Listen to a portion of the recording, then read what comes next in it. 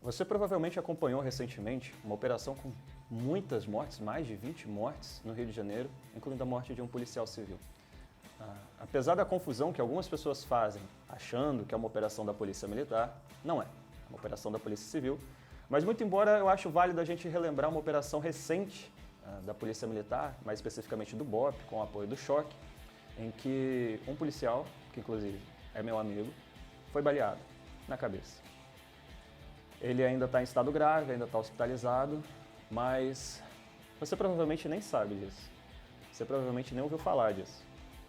Mas quando morrem pessoas que são adeptas ao crime, isso choca muito mais a mídia. Mas por que isso acontece?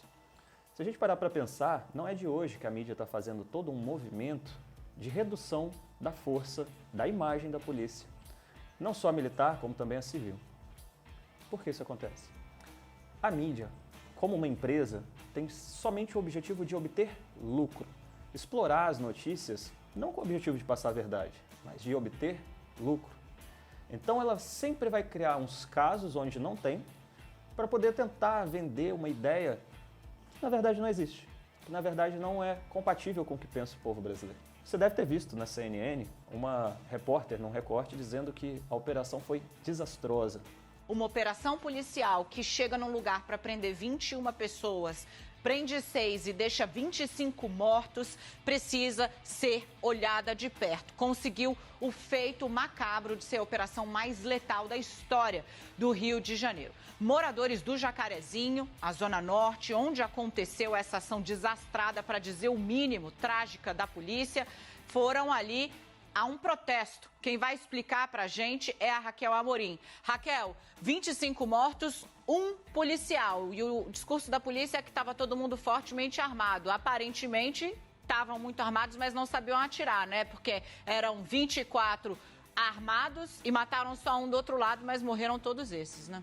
Eu concordo. É muito desastroso quando você tem um policial morto. Mas quando você começa a pensar que é um absurdo que criminosos tenham morrido ao atirar contra a polícia, se você parar para pensar o estado de guerra em que a gente vive e começar a comparar mais ou menos a situação como seria se fosse similar num país desenvolvido, esses indivíduos seriam, sem a menor dúvida, com aquele armamento, sido considerados terroristas. Só que muitas pessoas não conhecem a realidade das coisas, a realidade da função policial militar. Você nunca vai ver um policial militar entrando no hospital e dizendo a um médico como ele deve operar suas cirurgias. Você nunca vai ver um policial militar invadindo o Ministério Público e dizendo como eles devem fazer a acusação de um criminoso. Então por que é que os defensores, os supostos defensores de câmaras, de grupos, de associações de direitos humanos, acreditam que são habilitados para poder fazer críticas às ações policiais? É claro que eu também não concordo e jamais vou concordar com ações que visem o extermínio ou a execução de pessoas como ponto de partida. Mas quando numa operação acontece de um criminoso armado, fortemente armado, atirar em um policial, é inevitável que o policial atire de volta para proteger, inclusive, a própria vida. E o que muitas pessoas que tentam fazer discurso técnico não observam é que quando o criminoso atira no policial, ele não atira apenas na pessoa do policial, mas também atira no Estado ali representado. Então ele está atirando em toda a sociedade que está ali cumprindo o seu dever, enquanto Estado, enquanto fazendo parte da força policial. É muito cômodo e muito politicamente vantajoso que essas comissões omitam informações, inclusive da própria parte do estudo do direito, em relação a essas questões. A gente tem previsão no nosso Código Penal de excludentes de ilicitude, que são situações em que você comete atos como, por exemplo, atirar em alguém e você não vai responder penalmente por aquilo por uma questão lógica, como, por exemplo, no caso de você defender ou salvar a vida de alguém. É muito comum que essas pessoas que não têm prática policial, que não têm contato com a prática policial, mas que se sentem na posição digna para poder, de forma superior, criticá-las, não tenham o mínimo da noção necessária, o mínimo de informação necessário para poder falar sobre esses assuntos. É muito comum a gente ver essas pessoas fantasiando baseado no que vem em filme de Hollywood. Como, por exemplo, por que o policial não atirou na perna? Por vários motivos, mas o principal deles é que no meio de uma guerra, de um confronto armado, em que a pessoa está a muitos metros de distância de você, acertar um tiro numa perna é uma coisa fantasiosa, só o Neo do Matrix faz isso. Então, as pessoas têm essa fantasia de que o policial é capaz de dar um tiro ideal. Passou de 5 metros, a não ser que o cara seja um atirador profissional, altamente treinado, a nível, o cara ser o top mundial, passou de 5 metros, o tiro não vai ter a precisão imaginada pelas pessoas. Então, é simplesmente fantasiosa essa ideia de que, por que o policial não atirou na perna? Quando você está no treinamento, você tem um quadrado que simula a caixa torácica, que é onde você é treinado a acertar. Inclusive, no meio, conta 10 pontos, fora conta menos. Então, todos aqueles policiais, se você ainda, depois de tudo que eu argumentei, acredita que eles estão errados, você não deveria culpá-los. Você deveria culpar quem manda eles para essas operações. Você deveria culpar quem realmente dá um treinamento que não é, talvez, o imaginário das pessoas. E, sinceramente, se o policial é despreparado, por que você sente raiva dele? Ele não causou o próprio despreparo. O ataque da mídia não começou agora.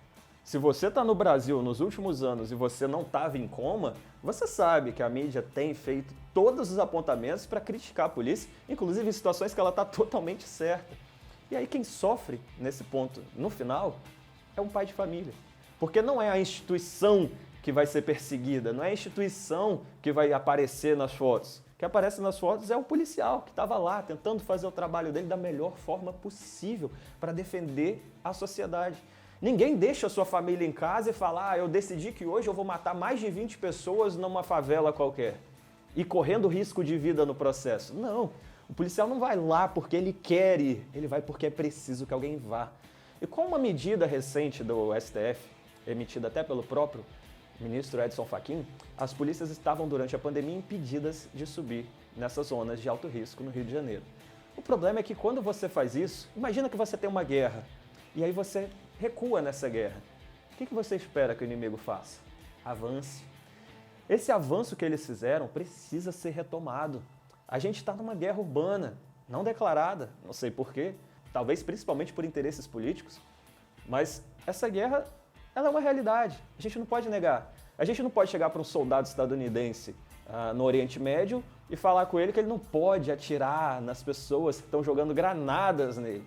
Isso é fantasioso.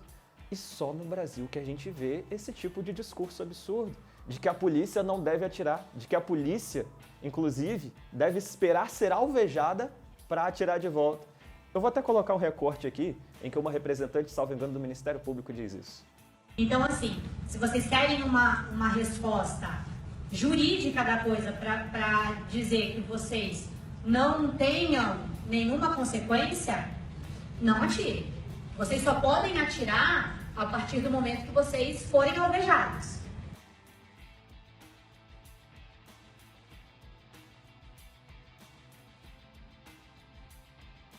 Então, se você é uma pessoa que entendeu esses argumentos e que concorda que o policial não pode ter a sua imagem destruída pela mídia para que ele possa defender a sociedade, eu peço a você que compartilhe esse vídeo com pessoas que precisam ver ele, com pessoas que também concordam com esse ponto de vista e que possam também replicar, e também com pessoas que discordam, para que elas possam entender que essa fantasia que é vendida de tiro na perna não passa disso, uma fantasia. Conto com você. Obrigado.